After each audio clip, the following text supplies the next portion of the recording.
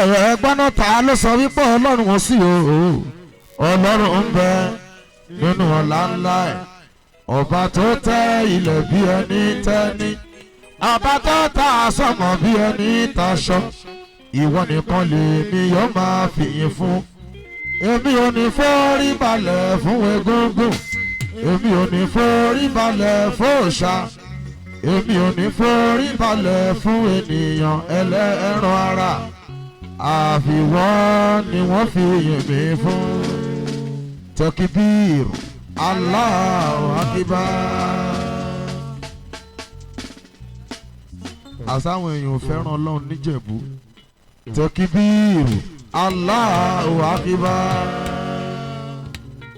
ànábì náà fẹ́ràn jù nílùú ìjẹ̀bú tá a wà yìí báyà ká kúkú yìí mọ̀ fún wọn yìí pé mo rin igbó títí mò ń dé pẹ̀kun òwò mo wẹ dòdè òpin odò mo wí mo rin títí bí wọ́n pààrù rẹ̀ pàdé wọn lè rárá o èmi ò rí irú ànábì rí o èmi ò rí irú ojúṣe yìí rí o oníṣẹ́ ńlá oníwà tútù yìí o Rasulullahi sallallahu alayhi wa sallam ìkẹ́ ọlọ́run tó pọ̀ o ọlọ́run yé jọ̀wọ́ kó fún mi wọ́n mọ̀ mi o àìbí mi sí Mẹ́dínà ìkẹ́ àtọ́lá ni wọ́n yà máa ṣe fún àsàlátù ni wọ́n yà máa ṣe fún ìkẹ́ ìkẹ́ ni wọ́n yà máa ṣe fún. ó Muhammad ya Rasulallah ọmọ Abdullahi o Muhammad I love you.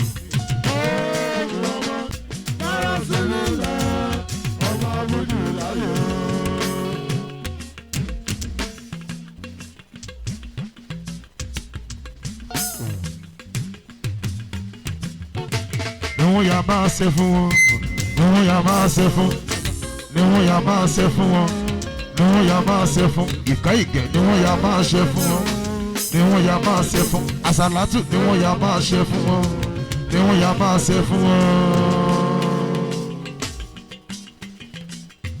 àtúnyìn Muhammad ni ó dáná ta ló torí ànábì mi wá síbí o ta ló torí ànábì mi wá síbí ẹni bá torí ànábì mi wá síbí náwó rẹ̀ méjèèjì sókè kájọ rí ẹni bá tún torí ànábì mi wá síbí dìde sórí ẹsẹ̀ rẹ̀ kiri. ṣé tí n bá dárin Muhammad ṣe máa bá mi gbé gbogbo alásàlátù ṣe ń bẹ níbí ẹ jẹ́ ká jọ wí pé àsàlátù ni màá ṣe títí ayé mi yó Muhammad ni màá tẹ̀lé kí má bàa dúró.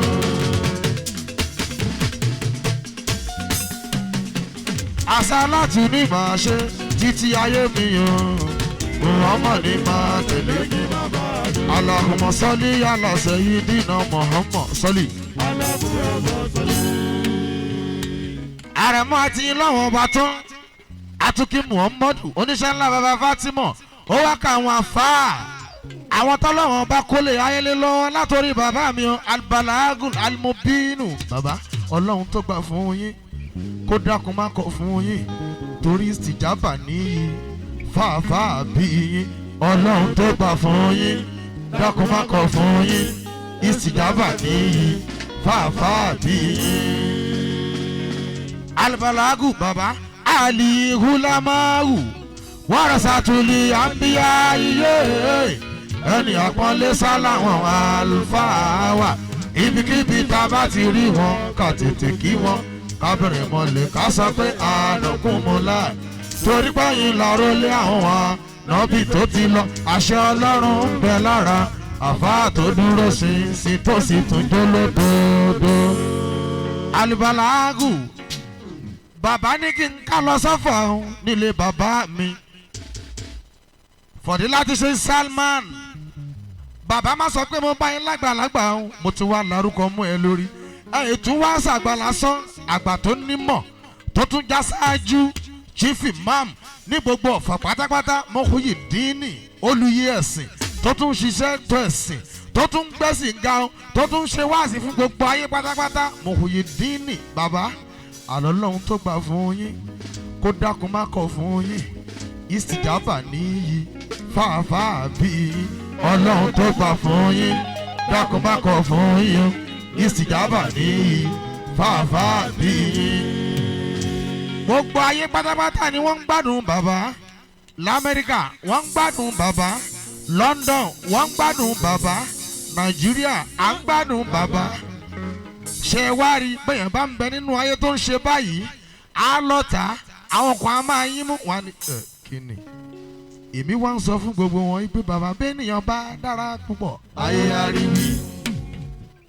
Fọ̀dílà ti ṣe Muyideen àgàgà tó bá tún burẹ́wà ìyẹn gan lógún. ẹni tó ń ṣe dáadáa títẹ̀ ìwé tàgbà máa ń pọ́nlé bákan bá ti ṣe ezobe máa jẹun lọ. àwọn kan á tún máa pé bọ̀lọ̀ kí ló bá ká ìmọ̀ọ́mù lọ́fà má mi kàn bá ṣeré lọ. àwọn tó ń bú wa lẹ́yìn yóò padà wá túbá. ẹnu ti gbín wọ́n fi borìṣà tó ń fọ́n bù. wọ́n dẹ̀ sì máa fẹnu náà gbolẹ̀ wọ́n wá jẹ́ tù. wọ́n sì máa wá bá nínú kásù rẹ̀ fún rẹ̀. ìmọ̀ọ́mù tàbátì àdá alátarodo. fáwọn tó fẹ́ fẹ́ gidi náà rẹ̀. Fọ̀dílà ti ṣe Muyideen bàbá tàbátì àdá alátarodo. fáwọn tó fẹ́ fẹ́ gidi náà rẹ̀. bàbá ọ̀tá rẹ̀ ò ní kú ọ̀tá rẹ̀ ò ní rùn. wọ́n máa gbé yàrá wò wọ́n máa gbé yàrá wò rán. ìdájà táwa táwọn fẹ́ tì. ìdájà táwa táwọn fẹ́ tì. Àrẹ̀mú mo tún kú òlọ́fà mo tún lọ sílùú Ìlọrin o nílé ọba kábíyèsí Fọ̀dílà ti ṣe Usman Àyìnlá Adé ọba Ìlọrin tó ń bẹ níjẹ̀bú Òde. bàbá ìdí ẹ̀ mọ̀ bí n bá ti kọ́ bá a lọ́rin ṣùgbọ́n tó bá jẹ́ tilẹ̀ Yorùbá gangan ni màá ní. àní mẹ́rin jẹ erin apá àgbo mo ní mẹ́rin jẹ.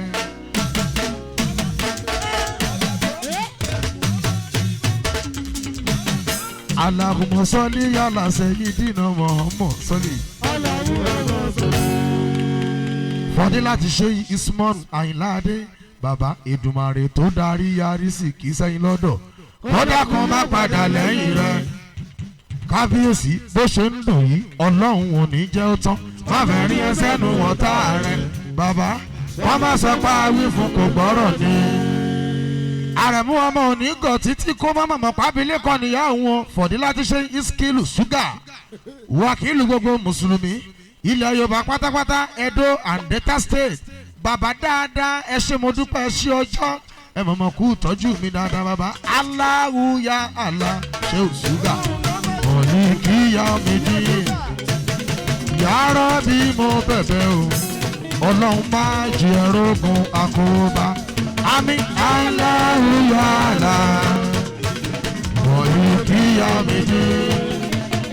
yàrá bí mo bẹ̀bẹ̀ o má jẹ́ rógun àkóbá. ṣé ò Ṣúgà ìbànújẹ́ ò dáa ọlọ́run máa fi kàn yín o. ẹni tí ó kàn yín o bàbá kọ́ ọlọ́run máa fi kàn wọ́n. àmín ya Rabbi Allahu ya Allah òní kíyà mi ní. ya Rabbi mo bẹ̀bẹ̀ o. bàbá tó rẹ̀ yíyan lókè méjì yàn lẹ́yìn rẹ̀ o. àwọn òlọ́nà méjì yàn lẹ́yìn rẹ̀ o. ṣé ò Ṣúgà ogun kógun kan ò lè lékè rẹ̀ o. àrùn kárùn kan ò lè lékè rẹ̀ o. aláàbìmọ̀ bàbá tálẹ̀yìn gbà fún. tálẹ̀yìn gbà fún. tálẹ̀yìn gbà fún. Abudu Kabiru ló ń ṣeré eré asálàtù o.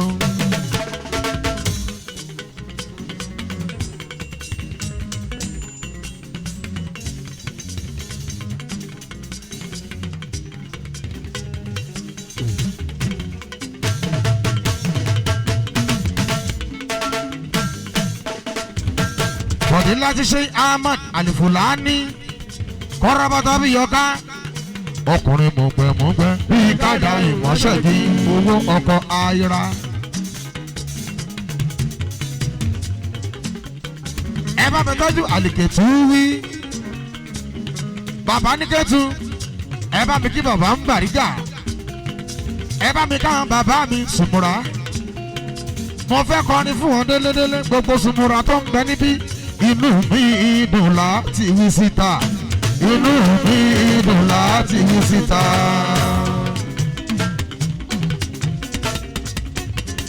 bàbá wa Àlìkètì wí ẹ bá mi tọ́jú Kálámù o ẹ bá mi tọ́jú Ànàsírí ẹ bá mi tọ́jú Láṣákà Ànàsírí Mufasir gbogbo ìgbà pátápátá ní tilé ìdókò inú mi dùn láti wí síta inú mi dùn láti wí síta. bàbá ojúlówó ọmọ Sùmùrà ni mí ojúlówó ọmọ Sùmùrà ni mí mo gbà fọ́lọ́run mo ṣe ìtànà bí mo ń tọrẹ gbàgbára mi ṣe mọ́ mo gbà fọ́lọ́run mo ṣe ìtànà bí mo ń tọrẹ gbàgbára mi ṣe mọ́ nínú Sùmùrà obìnrin bá ti gbà tán láti fẹ́ wa obìnrin bá ti gbà tán láti fẹ́ wa obìnrin bá ti gbà tán láti fẹ́ wa o obìnrin bá ti gbà tán láti fẹ́ wa ẹ wí fún kó máa múra ẹ̀ hábọ̀ ẹ wí fún kó máa múra ẹ̀ hábọ̀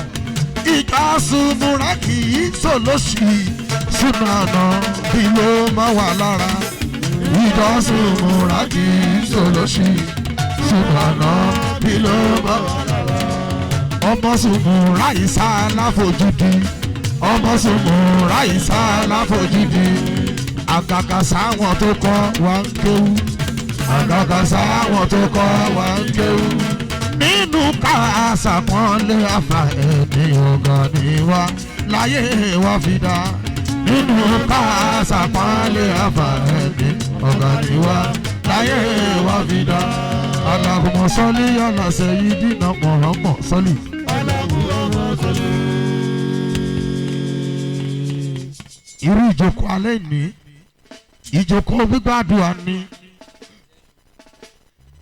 ìjókòó gbígbàdúrà ni bàbá wa inú rìndọ́ mo ti rọ́wọ́ yín bí tá a bá wá síbí tá a bá bẹ lọ́hùn àwọn bàbá máa bẹ lọ́hùn fún wa ṣùgbọ́n ẹnu tiwa náà ká fi bẹ lọ́hùn ọba o tó o bá nígbàgbọ́ nínú àwọn bàbá tó ń bẹ níkàlẹ̀ yìí ẹni tó ń bẹ lẹ́gbẹ̀ẹ́ rẹ bá ń fọwọ́ lé léjìká ẹni tó ń bẹ lẹ́gbẹ̀ẹ́ rẹ fọwọ́ lé léjìká ó yá sọ fún un pé bó o fẹ́ bó o kàn nínú wọn ọdún tá a wà yìí ọ̀sán fàdé nínú wọn ọdún tá a wà yìí ọ̀sán ó dolú ọmọ nílé bàbá rẹ̀ ó sì dolú ọmọ nílé màmá rẹ̀ ohun tó ń pa ẹ́ lẹ́kún yẹn ó sì máa dẹ̀rín níkẹyìn ayé rẹ̀ wà á yín lọ́hùn Ànàsírí òní ṣayé aláyé mọ̀ ó yá máa gbọ́ bó o fẹ́ bó o kàn nínú wọn ọdún tá a wà yìí tó wí fún pé ìbùkún aláwọ̀ tó ń bọ̀ yíyọ ọ̀dọ̀ mi ló ń bọ̀ yóò kọ́ ọmọ mi yóò káyà mi ọ̀dọ̀ mi ló ń bọ̀ ìbùkún aláwọ̀ tó ń bọ̀ yìí ọ̀dọ̀ mi ló ń bọ̀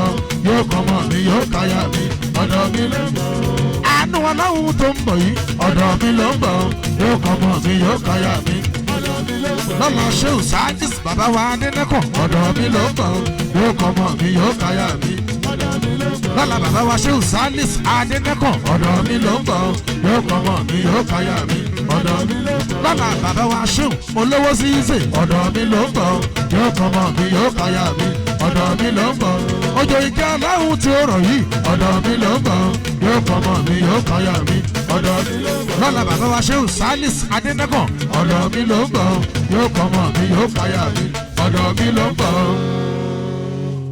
pépèpé ni ó tún kun Abdulwahab Oríyọmí ẹnjìnìà Wahab mi Oríyọmí bá a bá débi bá a bá kí Wahab ọ̀hún la jẹ́ Wahab ó yàtọ̀ sí wọn jàre ó yàtọ̀ sáwọn àgbà fìfò ẹnjìnìà ó yàtọ̀ sáwọn àgbà fìfò kí ni mo wí ó yàtọ̀ sáwọn àgbà fìfò tó ń dúró wórówóró.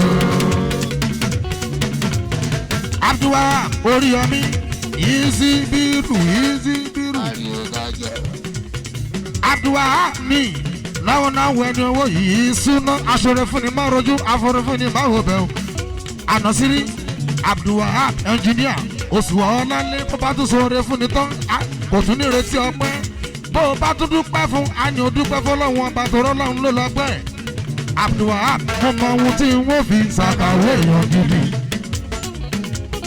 bàbá wa ìmọ̀mù lọ́fà bàbá ló ní kí n wí pé mo máa ń tí n ó fi ṣàkàwé èèyàn gidi ìwà ìrẹ̀lẹ̀ la kọ́ fi mọ̀yàn léèyàn gidi kábàániwá ń jẹ láì nígbà rí tọ́ọ̀nù kankan ó fúnni lódìdí mọ́tò kò ní ṣòro fún àwọn ìwà wọn yìí lórí yọmí fi surprise Abdulwahab ó yàtọ̀ sí wọn jọ ó yàtọ̀ sáwọn àgbà òfìfo ó yàtọ̀ sáwọn àgbà òfìfo fífo wí ó yàtọ̀ sáwọn àgbà òfìfo tó dúró wórówóró.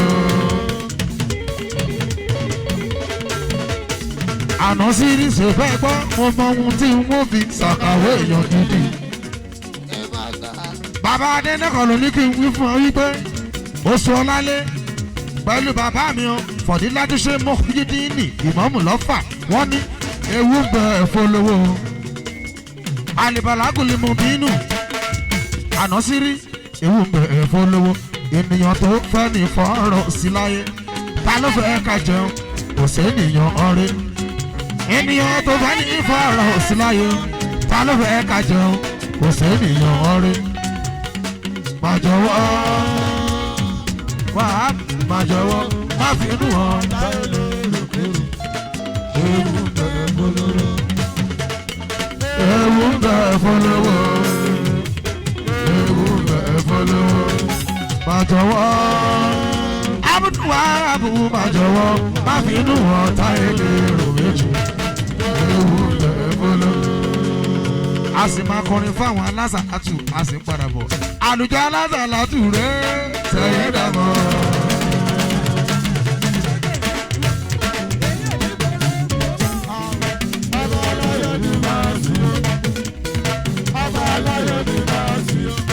òun ló ń sọwọ́ òun ló ń sọmọ òun ló ń sọ̀rọ̀ gbọ́mọ tó wà láyé àwẹ̀ abalayọ̀ ní màá sùn. Allahumma salli ala sayyidina Muhammad.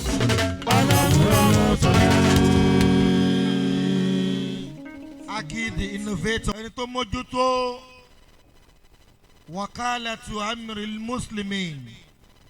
Fọ́dà méjèèjì pọ̀ wakalatu.